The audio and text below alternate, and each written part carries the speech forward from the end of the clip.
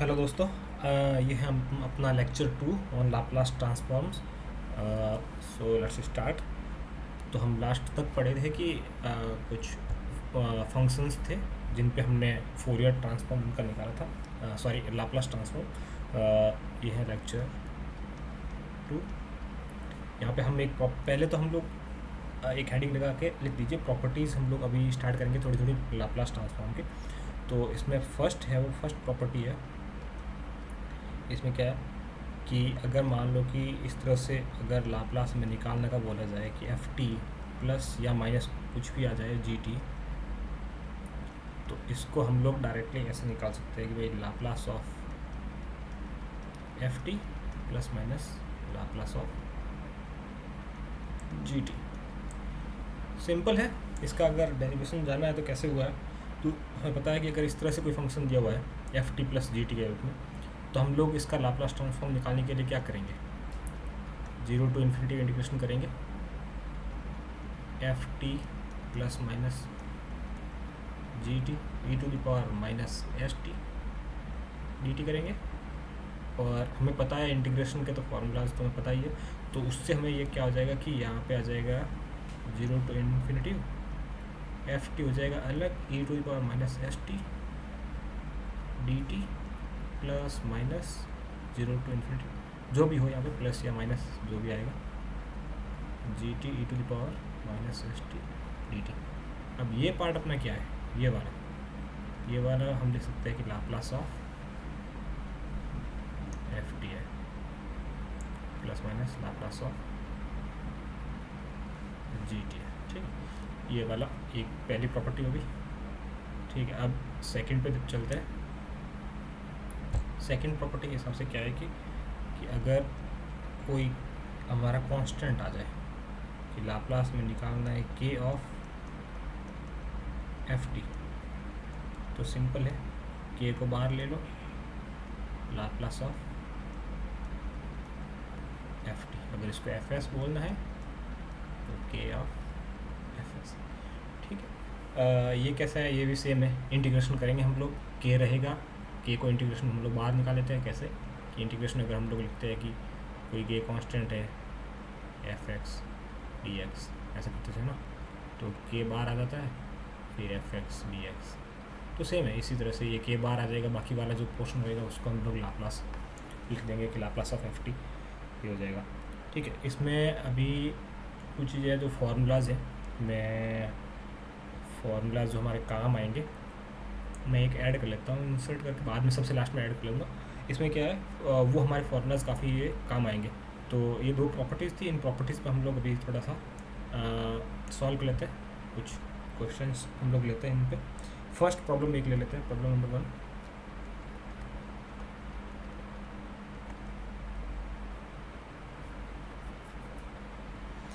क्या है इसमें कि मान लो कि अपने को निकालना है एफ टी दिया हुआ है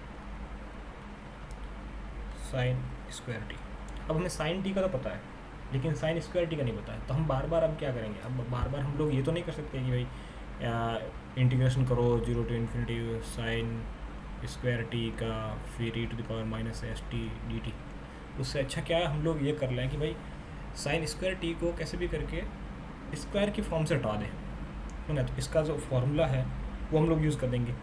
क्या फार्मूला है, साइन स्क्वायर, अगर आपने पढ़ा होगा साइन स्क्वायर ए को हम लोग इस तरह से लिख सकते हैं 1 माइनस कॉस 2 अपॉन 2, ये लिख सकते हैं। बस सिंपली यहाँ पे लिखेंगे क्या कि भाई ये एफ टी अपना क्या हो गया 1/2 माइनस 1/2 कॉस 2। अब कॉस 2 में कन्वर्ट करने का क्या फ़ायदा होगा, कॉस अपने को ये 2t यहाँ पे आ जाएगा, हाँ, तो यहाँ पे 2a नहीं 2t आ जाएगा। तो इससे क्या फ़ायदा है ना, हमें पता है ए टी का हमें फॉर्मूला पता है कॉस ए टी का, तो उस तरीके से हम लोग कर सकते हैं। तो ठीक है, अब हमारा एफ एस क्या हो जाएगा, Laplace of 1/2 minus 1/2 cos 2t। तो अब बताओ, अब 1/2 तो हम बाहर ले सकते हैं। जो प्रॉपर्टी नंबर 2 में हमने देखा कि के ऑफ एफ टी अगर हो तो हम ऐसा कर सकते हैं। और लाप्लास ऑफ 1 ये हमें पढ़ा था 1 अपॉन ऐसा होता है 1/2 लाप्लास ऑफ cos 2t, ठीक है। तो ये हो जाएगा 1/2s माइनस 1/2 cos 2t का क्या था, cos at का लाप्लास हमने निकाला था। इसका फॉर्मूला कुछ ऐसा था कि s/s² प्लस a²। अब यहाँ पे a अपना क्या है 2 है, तो हम लोग क्या कर सकते हैं, यहाँ पे लिखेंगे s/s² प्लस 4। बस यही अपना फाइनल आंसर है, ठीक है। इसी तरीके से अब मान लो कि cos क्यूब दिया हुआ हो, तो cos क्यूब का हम लोग क्या करेंगे, cos क्यूब वाला फार्मूला यूज़ कर लेंगे। तो वो फार्मूला सारे हैं, अगर आपको ट्रिग्नोमेट्री वाले सारे फार्मूला आते हैं तो आप कर लोगे। मैं बता देता हूँ, वैसे एक और बता देता हूँ। cos क्यूब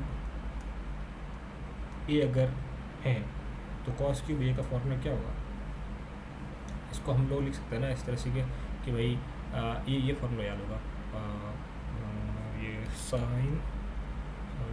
cos 3 है।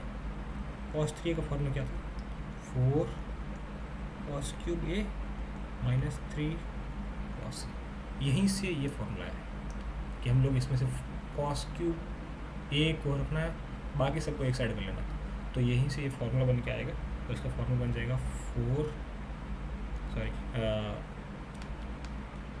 इसका फार्मूला बन जाएगा 3/4 cos a प्लस 1/4 cos 3। ये वाला पार्ट है, ठीक है। तो अब क्या कर सकते हैं हम लोग कि अगर इस तरह से अगर कोई दिया हुआ है, जैसे कि मान लो Laplace of cos cube t, तो हम लोग इसका निकाल देंगे कि 3/4 के बाहर आ गया, Laplace of cos t plus 1/4 बार आ गया, लाप्लास ऑफ cos 3t। अब cos t का अपने को पता है 3/4, ये आ जाएगा अपना s/s² प्लस 1, क्योंकि यहाँ पे a की वैल्यू 1 है, यहाँ पे 1/4, यहाँ पे s/s² प्लस 3 का स्क्वायर 9, यहाँ पे a की वैल्यू 3 है। तो इस तरह से आ जाएगा, ठीक है। तो आप ऐसे ट्रिग्नोमेट्रिक फंक्शंस का यूज़ करके, फार्मूलाज का यूज़ करके हम लोग निकाल सकते हैं। हम यहाँ पे यही करें कि बार बार हम लोग पूरा वो इंटीग्रेशन वाला ना करें। जैसे अभी एक और ले लेता हूँ, sin 3t cos t, ये है। अब इसमें क्या हो रहा है इसमें हम लोग अब निकालना होगा, ये अगर हमारा फंक्शन है f t,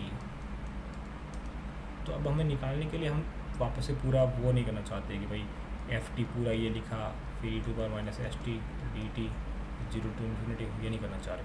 तो क्यों नहीं करना चाह रहे, क्योंकि हमें ऑलरेडी पता है कि भाई sin at हो या cos at हो, उनका क्या होता है।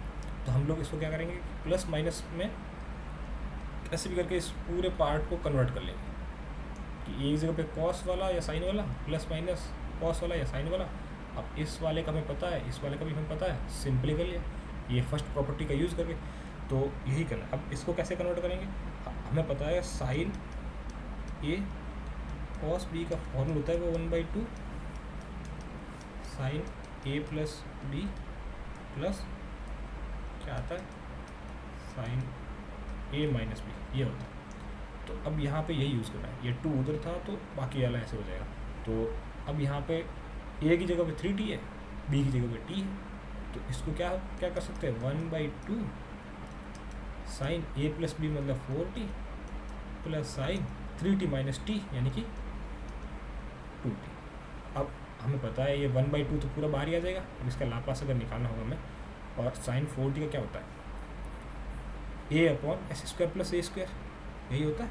तो वही हम लोग यहाँ पर फॉर्मूला लगा देंगे कि 1/2 तो पूरा बाहर ही आ जाएगा, 4t का अब मैं यहाँ पे सीधा लाप्लास से लिख रहा हूँ, तो यहाँ पे क्या आ जाएगा 4a, जो लास्ट क्लास में फॉर्मूलेज पढ़े थे वो s² प्लस 4 का स्क्वायर 16, प्लस यहाँ पे ये मैं इसको ब्रैकेट में लिख देता हूँ 2/s² प्लस 2 का स्क्वायर 4।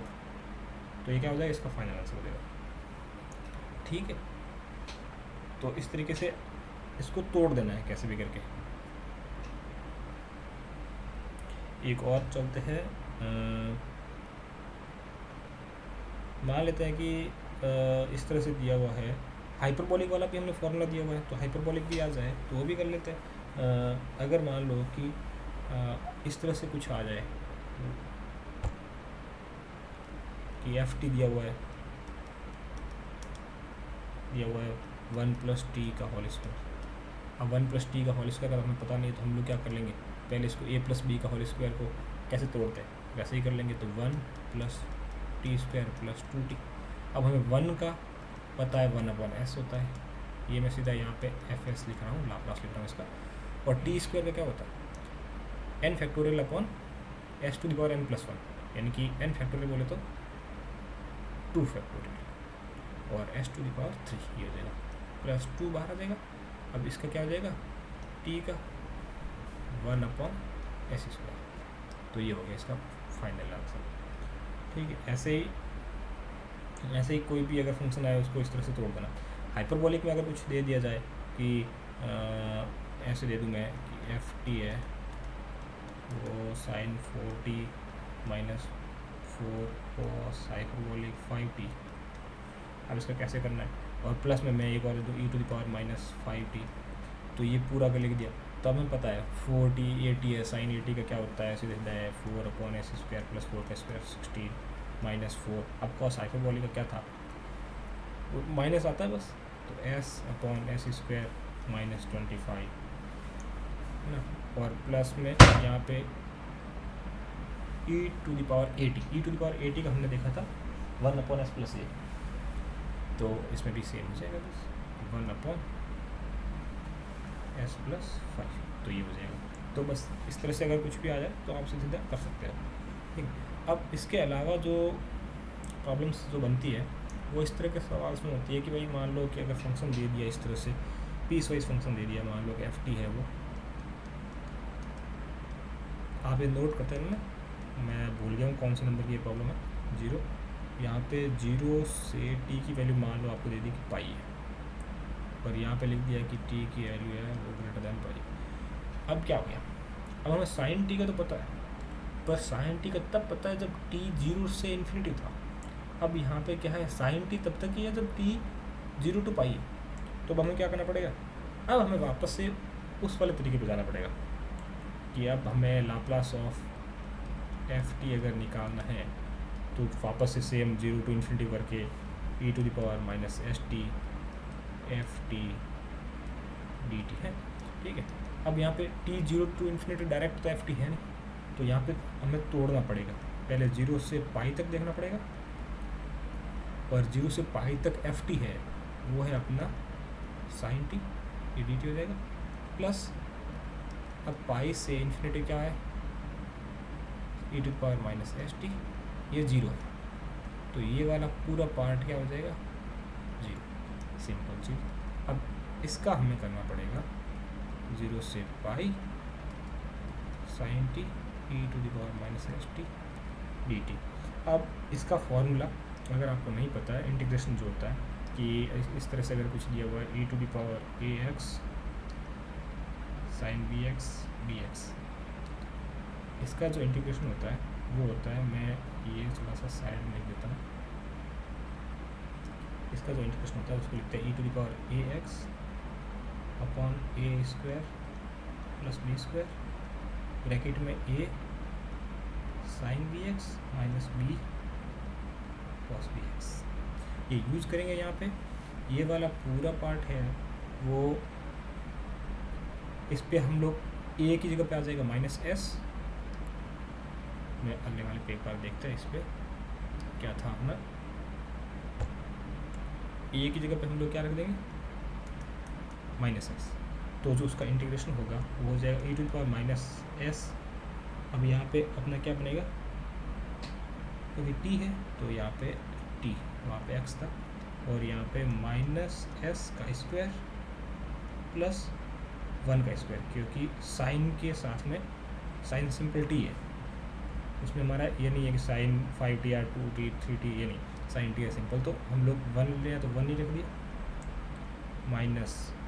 एस है क्योंकि ए की वैल्यू माइनस एस है, साइन टी माइनस बी की वैल्यू 1 है, कॉस टी। और अब यहाँ पे जो लिमिट था वो था 0 to पाई। देखो अब पाई होगा तब साइन टी तो 0 हो जाएगा, कॉस टी की वैल्यू क्या हो जाएगी, कॉस टी की वैल्यू हो जाएगी, कॉस पाई की वैल्यू होती है -1, तो -1 यहाँ पे माइनस ऑलरेडी था, प्लस हो जाएगा। तो मैं यहाँ पे सिंपल लिख देता हूँ e⁻−s पाई, टी की वैल्यू क्या होती है पाई अपॉन s² + 1, ये हो गया फर्स्ट। अब 0 होगा तब क्या होगा, ये वाला पार्ट फिर से 0, कॉस टी की वैल्यू इस बार क्या हो जाएगी, कॉस 0 की वैल्यू 1, तो ये वाला माइनस रहेगा। अब माइनस आगे यहाँ पे हम लोग ऑलरेडी लगाएंगे, एक और माइनस आ जाएगा, ठीक है। तो अब मैं इसको लिख ही देता हूँ, e⁻0 तो 1 ही हो जाएगा, 1/s² + 1, यहाँ पे क्या हो जाएगा 0 - 1, क्योंकि कॉस 0 की वैल्यू 1 होता है। तो इसका आंसर क्या हो जाएगा, 1 में अगर s² + 1 को बाहर लूँ तो e⁻−s पाई + 1, ये इसका आंसर हो जाएगा। तो अब ऐसे ही करना है, अगर कोई पीस वाइज फंक्शन दे दे इस तरह से कि भाई तोड़ के दे दिया कि टी की इतनी रेंज में एफ टी की वैल्यू ये है, बाकी की रेंज में ये है, तो दोनों का अलग अलग पूरा बेसिक्स पे जाना पड़ेगा हमें को कि कैसे करना है, इंटीग्रेशन करके वो कैसे करना पड़ेगा, ठीक है। तो आज की क्लास में अभी इतना ही, नेक्स्ट क्लास में और देखते हैं कोई प्रॉपर्टीज़ वगैरह होगी वो वाली कवर करते हैं। Okay bye.